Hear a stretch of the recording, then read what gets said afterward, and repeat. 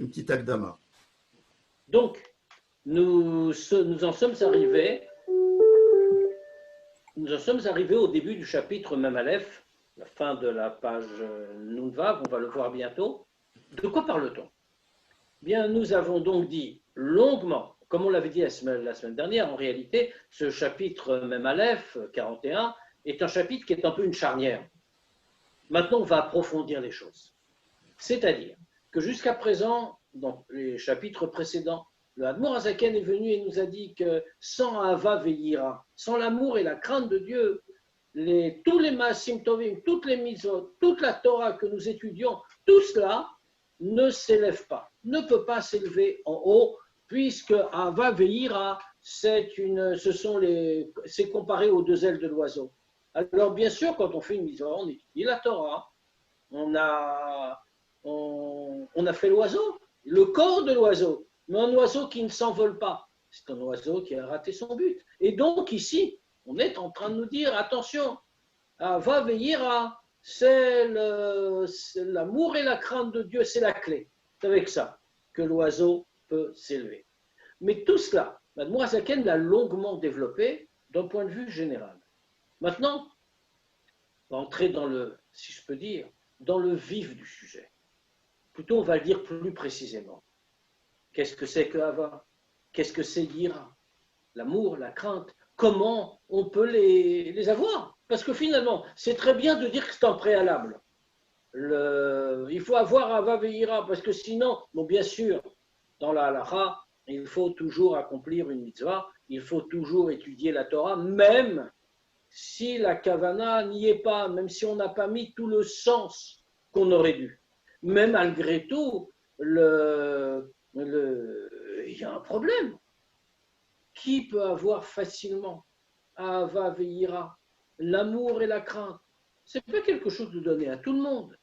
Et c'est ce que nous a dit dès l'entrée de jeu, si l'on peut dire, le chapitre Mem Aleph. Il nous a dit, il faut toujours avoir en tête ce qu'est le début de la avoda, du service de Dieu, et le principal, le fondement du service, et sa source. Qu'est-ce que c'est? En un mot, c'est la Yira. Et donc d'abord, dans cette première partie, le Admor Hazaken va développer le thème de la Yira, la crainte. Alors, il faut comprendre ce que cela veut dire. Il a commencé par nous prévenir. Nous aurions pu penser qu'il suffisait d'avoir Ahava, l'amour. On va réveiller, on va faire un effort. Réveiller l'amour dans notre cœur. Non, nous dit-il. L'amour ne suffit jamais. Il faut avoir Yira. Il faut avoir cette espèce de crainte révérentielle, de crainte profonde devant Dieu. Et y compris pour ce qu'en général on rattache plutôt à l'amour, c'est-à-dire y compris pour Asetov. Habituellement, on distingue Sourmera, Asetov. Écarte-toi du mal, fais le bien. Et quoi? Écarte-toi du mal, ce sont toutes les interdictions que Dieu a données. Et fais le bien, ce sont tous les commandements à accomplir que Dieu a donnés. Maintenant, les commandements à accomplir, bon, on le rattache, bien sûr, ça se rattache davantage à Asetov. Asetov, parce que on le fait par amour de Dieu. Maintenant, les interdictions à respecter, comment est-ce qu'on les fait? Eh bien, les interdictions à respecter, c'est parce qu'on veut respecter Dieu. Donc, c'est plutôt Soumera, Yira, la crainte. Mais, nous dit-on, c'est même dans la crainte, l'amour est également inclus. Il faut toujours, nous dit-on, réveiller en nous cette crainte. Cette crainte, c'est-à-dire, non pas la crainte de la punition, mais la crainte que nous avons en nous, naturellement, qui est de se révolter contre Dieu. Et cela, ça doit apparaître de façon révélée dans notre cerveau et dans notre cœur. Alors, comment va-t-on faire? L'Admor Hazaken nous a déjà donné une première piste. Il nous a dit qu'il faut réfléchir. Bien sûr, nous sommes au fondement de Chassidut Chabad, c'est-à-dire que la clé de tout, c'est la réflexion, c'est la méditation. À quoi faut-il réfléchir? Alors nous avons un programme. Il faut réfléchir au moins dans sa pensée. Pourquoi au moins dans sa pensée? Parce que la réflexion doit nous transpercer. Elle doit être profonde, elle doit être acquise en nous. Mais au moins dans la pensée, ça, on peut tous le faire. Quoi donc? On doit prendre conscience de la grandeur du Ein Sof Baruch Hu et de sa royauté. La royauté de Dieu, qui est la royauté de tous les mondes, supérieur et inférieur, et Dieu remplit le monde, et Dieu entoure le monde, comme on avait défini chacun de ces termes. C'est-à-dire que Dieu est infini, que Dieu, c'est lui qui crée chaque chose. Et c'est cette grandeur-là, comme une grandeur en présence du roi, que nous devons porter en nous, et dont il nous faut avoir constamment conscience. Et en plus de cela, nous dit-on, il faut méditer. Quand nous comprenons, nous avons conscience que Dieu remplit le monde, que Dieu est tellement grand, et malgré cela, alors qu'il a tous les mondes, spirituels, matériels, les plus hauts des degrés, mais malgré tout, que fait-il?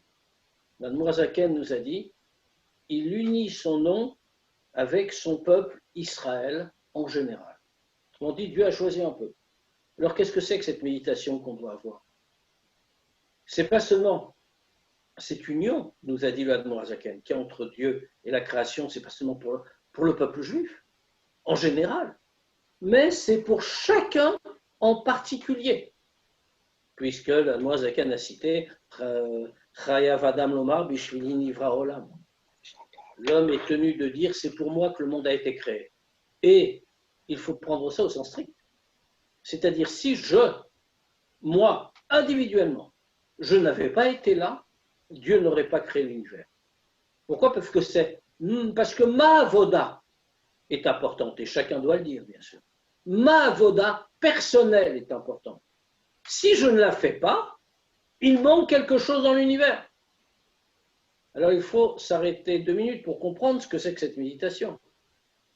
Par la réflexion, j'ai acquis le fait, j'ai ressenti un peu profondément le fait que Dieu infini, qui est le tout, il n'y a pas d'autre mot, que Dieu donc infini est fini, et au-delà du fini et de l'infini, qui est le tout, est descendu pour s'unir avec son peuple Israël en général, et avec moi, lui, selon celui qui parle, avec chacun en particulier.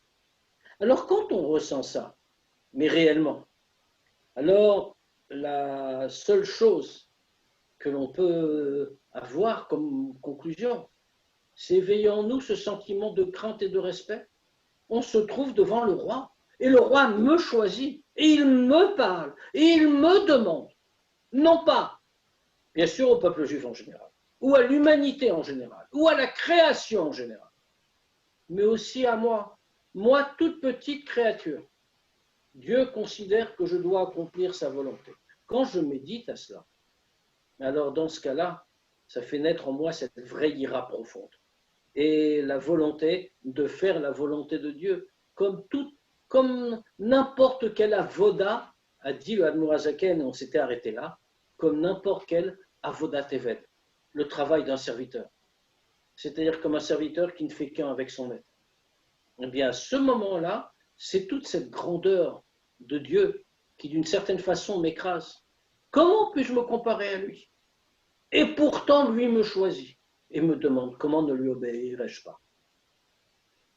On va encore aller au-delà et nous reprenons le texte. Donc, nous reprenons en bas de la page. Tout en bas, voilà, nous sommes à l'avant-dernière ligne après le point.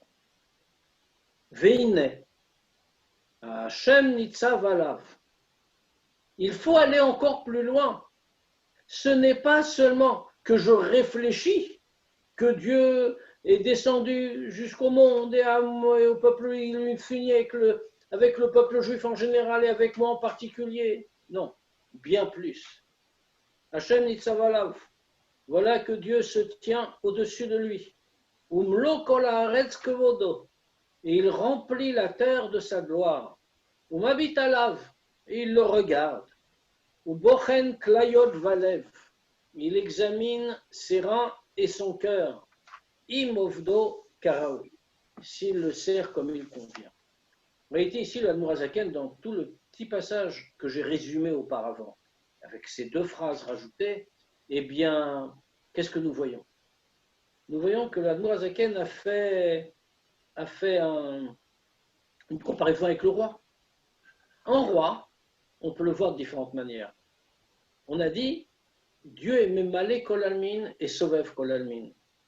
On avait expliqué la différence entre le Or à Memalé, la lumière de Dieu qui est appelée Memalé, qui emplit le monde parce qu'elle se met à son niveau, et la lumière de Dieu qui est appelée Sovev, qui entoure le monde, pas physiquement, pas matériellement, mais parce qu'elle est bien au-delà des dimensions et des mesures du monde. Ici nous voyons, Dieu est à la fois Sovev et Mal, exactement comme un roi. Un roi, quelquefois, mais on peut le voir, bien sûr. Et le roi est toujours impressionnant. C'est la grandeur du roi qu'on admire. Maintenant, il y a des moments où le roi apparaît dans toute sa puissance. Par exemple, quand il se présente devant ses ministres. À ce moment-là, il est encore plus écrasant, encore plus impressionnant. C'est toute la différence entre les degrés de Memalé et de Sovev. Maintenant, imaginons, ce roi très impressionnant, c'est pas seulement qu'il apparaît devant ses ministres et que lui se trouve là et est écrasé par sa présence, c'est Mabitalav. Tout à coup, le roi vient le voir et le regarde lui personnellement. Alors à ce moment-là, on comprend la réaction de cet homme qui bénéficie d'un intérêt pareil du roi. Ça ne peut que renforcer son sentiment de ira. Ve'alken. Et donc, Tzarich la'avod lefana be'eima ou be'ira ke'omed lifne amelech.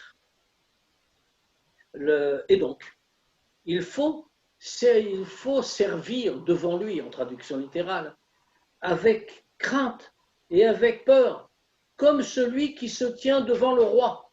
On retrouve la comparaison. Qu'est-ce que ça veut dire comme celui qui se tient devant le roi?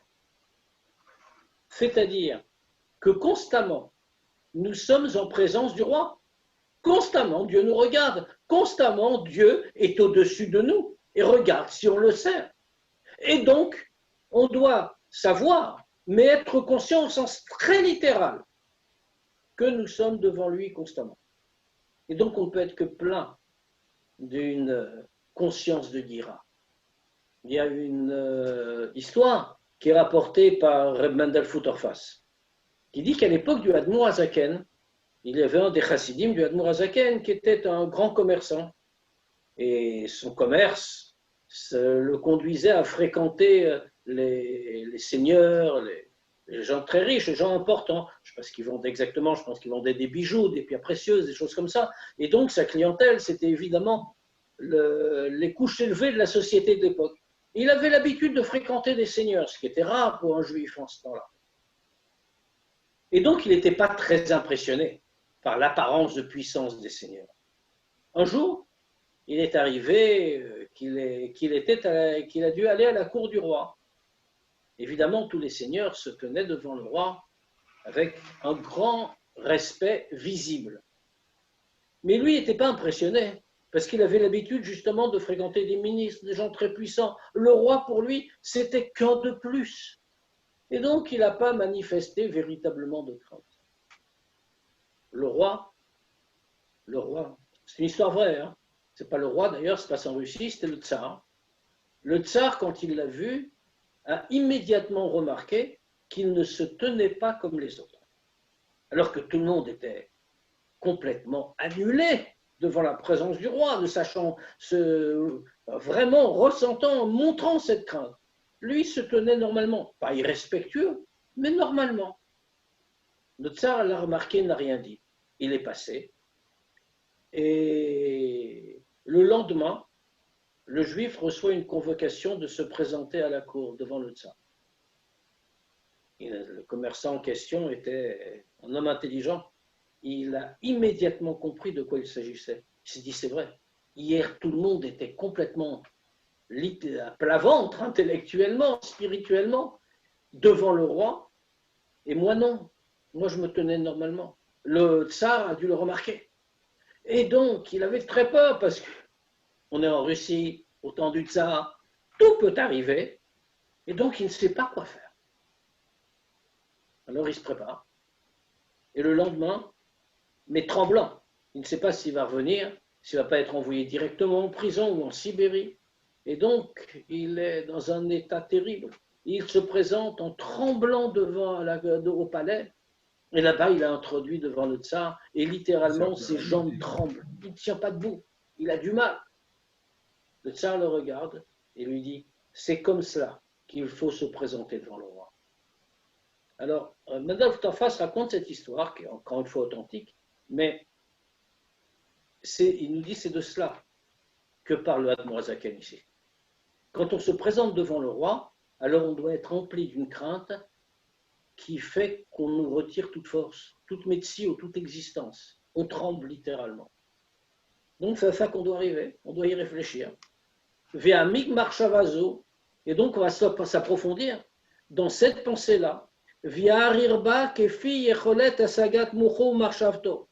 Il va s'approfondir dans cette pensée et s'y allonger autant que la compréhension de son cerveau et sa pensée le rendent possible. Ou kefi apnai shelo, et également selon son temps libre. Quand est-ce qu'il va le faire? Alors, vous avez remarqué comment la Noazaken rentre dans le détail. Hein.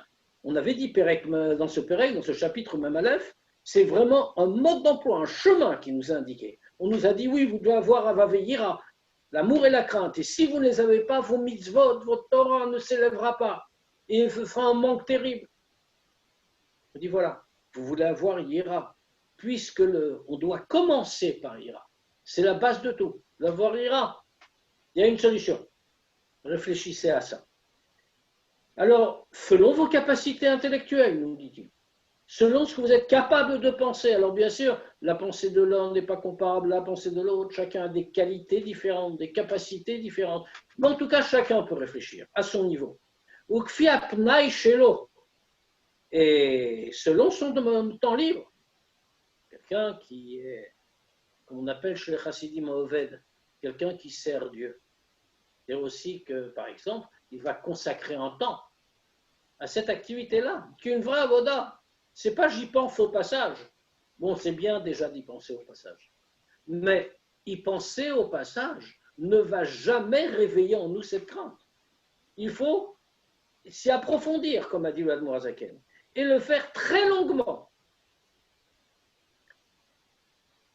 Alors à ce moment-là, bien sûr, il faut du temps. Alors chacun selon son temps. Et on n'est pas obligé de le faire tous les jours, parce qu'on n'a pas tous le temps. Quelqu'un qui va le faire qui tous les jours se dit je vais le faire, bah, évidemment, si c'est un rave dans une yeshiva, oui, bien sûr, il a le temps. Quelqu'un qui travaille, par exemple, n'a pas le temps, mais on ne le lui reproche pas. Mais il va le faire au moins quand il peut et comme il peut. Mais en tout cas, l'ifne esek à Torah ou à mitzvah. Avant d'étudier la Torah ou de faire une mitzvah. Alors c'est intéressant ça, parce qu'on pourrait dire, mais pourquoi il a besoin? Quand quelqu'un étudie la Torah, il étudie la Torah, c'est très bien. Quand quelqu'un fait une mitzvah, il fait une mitzvah, c'est très très bien. Qu'est-ce qu'il a besoin de plus? La mitzvah en soi est bonne. L'étude de la Torah en soi est positive. Pourquoi il a besoin de tout ça? C'est ce qu'on lui dit. Mais sinon, il va étudier la Torah, il va accomplir la mitzvah, mais il n'aura ni Ahava ni Ira. Et donc, à quoi servent? Alors, ça sert quand même dans la halacha, bien sûr, mais tout cela perd de son sens et perd de sa portée. Donc, avant une mitzvah, quelqu'un doit se demander en réalité pourquoi il fait la mitzvah. Pour qui? Quand quelqu'un va étudier la Torah, il doit se demander pourquoi il étudie la Torah. Qu'est-ce que c'est pour lui que la Torah? Elle va nous donner 2 exemples d'une mitzvah. L'Admorazaken nous dit comment l'ifne levisha talit utfilin. Il va prendre dans la suite ici plusieurs exemples sur talit et tfilin. Il va nous les expliquer en rapport avec la tfila justement. Parce que la tfila c'est un attachement à Dieu bien sûr. Alors, comme par exemple donc, avant de mettre son talit et ses tfilin. Alors, vous avez remarqué quelque chose. On parle d'un juif qui n'a pas encore prié. Ce juif qui n'a pas encore prié, ben, il pourrait étudier, faire autre chose. Habituellement, on dit, il doit étudier. La méditation a sa place pendant la tfila. On réfléchit aux mots, au sens des mots. Alors, chacun à son niveau. La traduction des mots de la prière, bien sûr, mais pas seulement la traduction des mots, le sens profond. On s'y arrête, bien sûr. Tout ça est expliqué.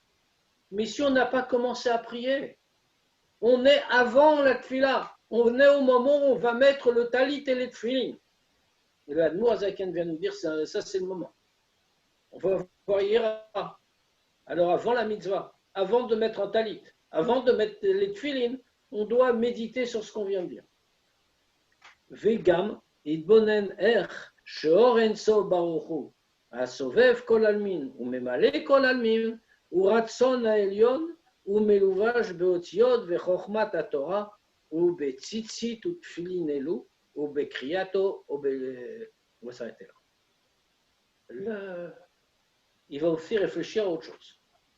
Que non seulement, c'est comme cela, que non seulement il est tout petit et que Dieu vient le voir et tout ce qu'on a expliqué, mais il va aussi méditer à autre chose. C'est-à-dire, comment le Or En Sof, qui est comme on l'a dit, Sovev Kol Almin et Memale Kol Almin à la fois, qui remplit le monde et l'entoure, c'est-à-dire la pure lumière de l'essence de Dieu, qui est ici, eh bien, c'est cela qui est Ratson Elyon, qui est donc le plus haut degré de Dieu, véritablement son essence. C'est ça qui est Meluvash Beotiot Vechokmat haTorah. C'est cette essence de Dieu, Dieu qui dépasse tout. Sa lumière remplit le monde, sa lumière entoure le monde, il est le tout. Eh bien lui est habillé, revêtu à l'intérieur des lettres et de la Chokhma de la Torah, et pas seulement, mais on pourrait dire la Torah, oui, bon, la Torah c'est la parole de Dieu. On comprend donc la volonté de Dieu, le Chokhma, le Ratzon Elyon est habillé à l'intérieur. Mais non, pas seulement. Obetzitzit utfilin, elu. Cette volonté de Dieu, elle est aussi habillée à l'intérieur des tzitzit qu'il va mettre, à l'intérieur des tfilin qu'il va mettre. Alors qu'est-ce que ça fait? Et alors? C'est très bien, c'est des mitzvot. Ça change quelque chose? Eh oui. Ubekriato, obelevishato, umamshich oro yidbarech alav. Et quand il va lire les lettres de la Torah, il va étudier, ou quand il va mettre les tfilin ou le talit, il va faire descendre sur lui la lumière de Dieu. Alors c'est ce qu'on disait tout à l'heure. L'homme est tenu de dire Bishvili Nivra Olam. C'est pour moi que le monde a été créé. Si moi je n'avais pas été là individuellement, eh bien Dieu n'aurait pas créé l'univers. Pourquoi? Parce que quand je ne suis pas là, je ne peux pas accomplir ma avoda. Or, si je n'accomplis pas ma avoda, ce qu'on vient de dire ici dans le Tanya, c'est-à-dire faire descendre la lumière de Dieu sur lui, ben, je n'aurais pas pu le faire par définition. Ce qui veut dire que le Or Ein Sof ne serait pas descendu dans le monde. C'est pour cela d'ailleurs quand on dit que quelqu'un enfreint une mitzvah, ne la fait pas, comment est-ce que ça se dit en hébreu? Ça se dit qu'il est mechalel. En traduction simple, il profane. Chazé Shalom, bien sûr, telle ou telle mitzvah, telle ou telle commande. Mais le mot mechalel, ça vient aussi d'un autre mot que l'idée de profanation. Ça vient de halal, un trou. On retire quelque chose, on fait un manque.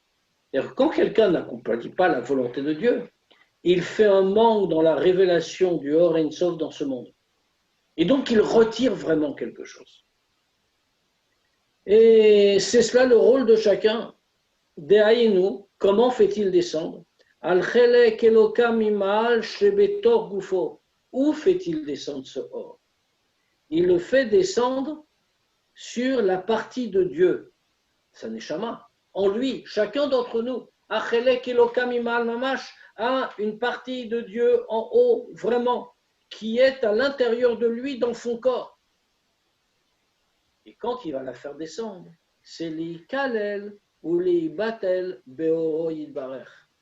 C'est pour s'englober et pour s'annuler dans la lumière de Dieu. Autrement dit, il a fait un grand changement dans le monde, une grande révolution. Le monde était tel qu'il était. Maintenant, parce qu'il vient de faire, il y a une lumière infinie de Dieu qui est descendue. Et c'est ça c'est à cela qu'il doit réfléchir, c'est son pouvoir. C'est pour ça que Dieu l'a créé. Et ça va entraîner quelque chose. Les batel, les kalel. S'annuler, les kalel ou les batel. S'englober et s'annuler. Deux notions qui ne sont pas pareilles.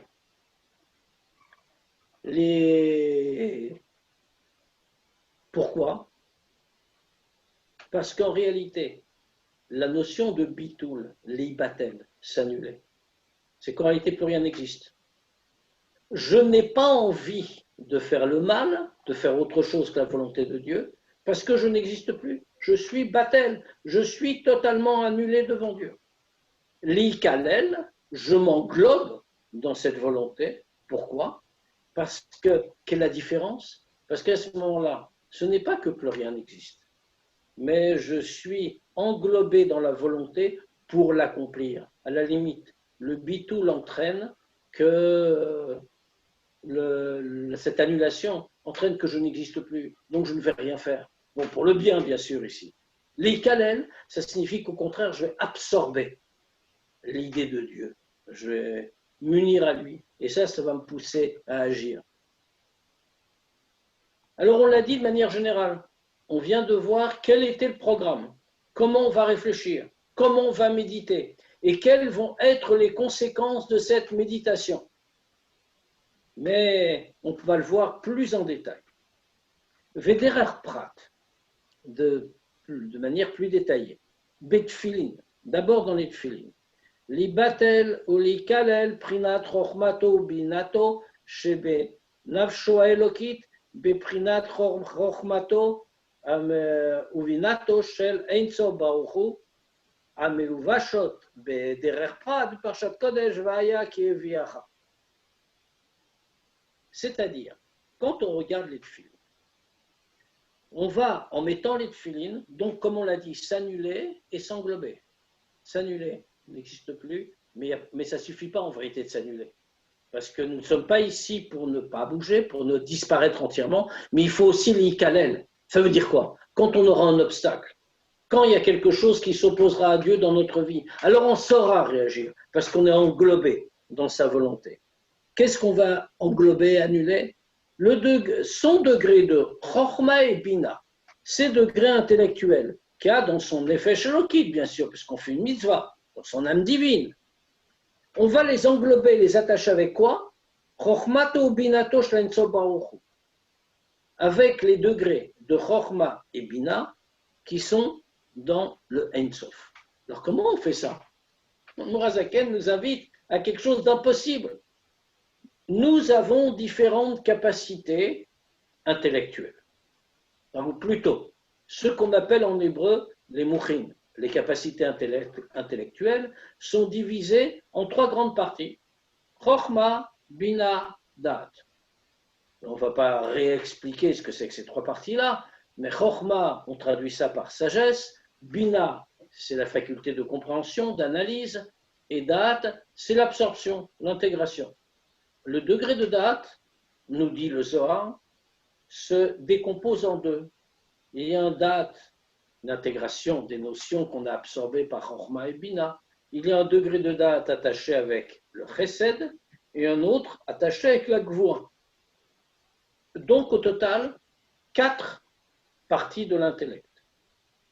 On parle des Arba Mouchin dans le Zohar, 4 parties du cerveau. Ce qui est, enfin, 3 en fait, dont une se subdivise en 2. C'est d'ailleurs, il faut le souligner, c'est d'ailleurs quelque chose qui est aujourd'hui confirmé par la médecine. Et ici, en tout cas, que voit-on? On nous dit que le Ein Sof, la Chokhma et la Bina, c'est-à-dire le degré des Mouchin, le degré de l'intellect du Or Ein Sof, puisque, n'oublions pas, si nous avons un degré d'intellect en nous, c'est parce que Dieu nous a donné sa structure. C'est comme cela que l'on traduit, comme on l'a dit à plusieurs reprises, ce qu'on nous enseigne, que Nase Adam Betzalmenu Kidmutenu, nous faisons l'homme à notre image, selon notre forme. C'est-à-dire que nous sommes à la forme de Dieu, à l'image de Dieu. Mais Dieu n'a pas d'image, il n'a pas de forme, il n'a pas de forme physique. Qu'est-ce que ça veut dire? Ça veut dire une structure spirituelle qui correspond à celle de Dieu, si l'on peut dire. Dieu a mis une partie de lui en nous, etc. Entre autres choses, les mouchim en question, les cerveaux, les parties du cerveau, l'intellect, bien, correspondent à des éléments spirituels qui existent chez Dieu. Nous avons Chokhma Bina, parce que Dieu a Chokhma Bina, et les nôtres descendent des siennes. Alors, et tout cela, quel rapport avec les tefilin? Pourquoi est-ce que l'Admour HaZaken nous dit qu'on a attaché notre Chokhma, Bina, Da, toutes ces qualités avec celles de Dieu, alors qu'on parle des tefilin? Parce que c'est exactement ça, les tefilin. Les tefilin, dans les tefilin, les degrés de Chokhma et de Bina, c'est-à-dire les mouchin, du Ein Sof Baruch Hu, Meluvashot Bepar Derer Prat, elles s'habillent de façon particulière dans les 4 parachiotes qu'il y a dans les tefilin. Alors on le sait, dans la halakha, les tefilin se fait comme ça, sur le parchemin qui se trouve à l'intérieur des tefilin. Alors dans les tefilin de tête, il y a 4 parchemins, c'est pour ça qu'il y a 4 parties dans le tefilin de tête. Dans le tefilin du bras, il y a un seul parchemin enroulé, mais qui porte les 4 parachiotes. Quels sont ces 4 parachiotes? C'est en fait les 4 endroits dans la Torah où on parle des tefilin, où ils nous sont ordonnés. On trouve les tofot banecha, kshartam lotol yadecha, selon les cas. En tout cas, ce sont les 4 endroits dans la Torah où le mitzvah des tefilin est rappelé. C'est cela qu'on voit, c'est habillé donc de façon particulière. Beparshat Kodesh, Veaya, Ki Yeviacha. C'est dans ces parachutes-là que nous trouvons la référence au tefilin. Ça veut dire quoi?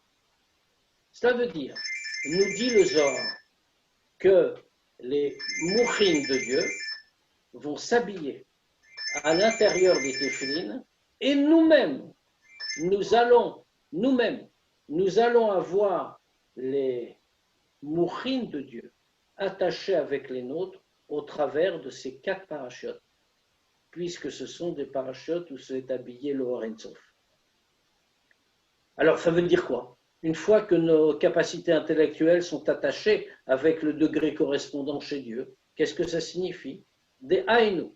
Shelo leishtamesh bechokhmato binato shebenafsho bilti lavaye levado. C'est-à-dire qu'on n'utilisera pas ces capacités intellectuelles en dehors, qui a dans son effet, dans son âme, en dehors du service de Dieu. Elles ne sont là que pour Dieu. Elles s'habillent, elles s'attachent naturellement avec lui, par l'intermédiaire des tefilin. Et donc, dans ce cas-là, on attachera constamment nos capacités intellectuelles, notre chokhma et notre bina, uniquement avec Dieu et jamais pour un autre usage. Vechen, et pareil. Libatel velichlol prinat adat shebenefesh, akolel chesed ugvura, shen yira ve'ava shebelibo beprinat dat ha'elyon. Akolel chesed ugvura, ameluvash beparshat shema ve'ayim shama. Et de la même façon, puisque là on parlait de chokhma bina en réalité. Chokhma bina, alors, j'ai passé sur le sujet, comme vous avez pu le remarquer, mais on ne citait pas Da'at. Alors ici, le Admour HaZaken rajoute Da'at. Parce qu'en vérité, Da'at, c'est la poursuite, c'est la continuation de Chokhma et de Bina. Ce qui veut dire qu'après Chokhma et Bina, dont on vient de voir comment elles s'attachaient avec Dieu au travers des téphilines, eh bien, de la même manière, on va annuler et englober avec la définition qu'on a donnée tout à l'heure, le degré de date qu'a dans son âme. Et ce degré de date, comme on a dit, c'est le troisième moach, troisième cerveau, qui en inclut deux, qui se subdivisent. À kolel chesed ou gvura, puisqu'il y a un date de chesed et un date de gvura, de bonté, de largesse ou de rigueur. Shehen, à quoi ça correspond ce date? Puisque Chochma et Bina sont des attributs de réflexion et compréhension. Mais date, qu'est-ce que c'est? Date, c'est le fait que toute cette compréhension va venir en nous, s'attacher profondément et aboutir à l'action. Le mot date est intéressant, puisque, comme on le sait, à propos de Adam et Chava, lorsqu'ils s'unissent dans le Gan Eden, il est écrit, comme l'Admor Zaken l'a rapporté au début du Tanya, Ve Adam yada et Chava. Adam, ça se dit pareil en français, Adam a connu Chava. Connu. C'est-à-dire qu'ils se sont attachés profondément, ils se sont unis. Date, c'est le degré où la pensée s'unit avec nous, le degré où notre compréhension va changer quelque chose de profond en nous. Et c'est ainsi donc que ces degrés de date, on a dit on a deux, un du côté de la rigueur de Gvura et un du côté de la bonté de Chesed, correspondent à Yira et à Ava. Cela correspond à la crainte et à l'amour de Dieu chez Bélibo. C'est ce qu'il y a dans son cœur. Mais maintenant qu'il a ingéré, grâce à date, tous les acquis de Chochma et de Bina, alors il peut développer l'amour et la crainte de Dieu dans son cœur et les attacher Beprinat Da'at Ha'elyon. Et les attacher avec le degré de Da'at Ha'elyon, puisque le même degré existe chez Dieu, ce degré de Da'at. Akolel Chesed ou Gvura, qui lui aussi, comme celui de l'homme, puisqu'il en est la source, inclut Chesed et Gvura, Amelouvash, Beparshat Shma, Vayim Shamoa, qui sont habillés dans ces tfilines, dans le parchemin, dans ce texte qui est écrit sur le parchemin des tfilines, Shema Vayim Shamoa. V'ainu, Kmushkatu Shulchan Aruch, les Shabed, Alev, Vamoachul. Et cela, ça nous renvoie en réalité, puisque, on le sait, il n'y a pas de différence, il n'y a pas de mur entre le Zohar et le Shulchan Aruch, comme certains pourraient le croire. Le Shulchan Aruch, c'est la partie, comme on dit, législative, la partie rigoureuse du judaïsme. Alors que le Zohar, c'est la mystique, le sens profond. Le Shulchan Aruch, bon, c'est la halacha. Mais en réalité, ne l'oublions pas, ça c'est toujours le principe de base, de fond. En réalité, le Zohar et le Shulchan Aruch, par exemple, ce sont simplement deux facettes de Chochmat Hashem, de la sagesse de Dieu, dont tout se correspond. Puisqu'on a dit que par les tfilines, nous allions attacher notre intellect dans toutes ses parties, avec les degrés correspondants chez Dieu, Chochma Bina, et puis pour Da'at, puisque nous l'attachons avec le Da'at Ha'elyon, avec le Da'at de Dieu, alors ça va réveiller en notre cœur, va veiller à en expliquer le processus au travers des tfilines. Eh bien, ça signifie qu'on doit retrouver l'idée dans Shulchan Aruch, dans la halacha. Tu ne vas pas le dire de la même manière, hein, qui ne va pas nous parler des 4 mouchines, des 4 aspects du cerveau, qui ne va pas nous dire que c'est attaché avec les parachutes, mais le Shulchan Aruch le dit dans son langage. Il nous dit que c'est à quoi servent les tfilines, les shabed alev amoachol. Ça sert à soumettre son cerveau, le cœur et le cerveau à Dieu. Qu'est-ce que ça signifie? Eh bien, c'est juste ce qu'on vient de dire. Le cerveau, Chochma et Bina, le cœur, l'aboutissement de date qui va réveiller Ava Veira. Et oui, le Shulchan Aruch dit la même chose dans ces termes. Tout le but des tfilines est là. Mais comment on peut s'en rendre compte? Et on voit que ça ne marche pas. Il faut le dire entre nous. Quand quelqu'un met les tfilines, d'après tout ce qu'on vient de dire, alors il devrait voir cette lumière, il devrait la ressentir. Ça vient et ça le réveille. Oh, nous voyons bien.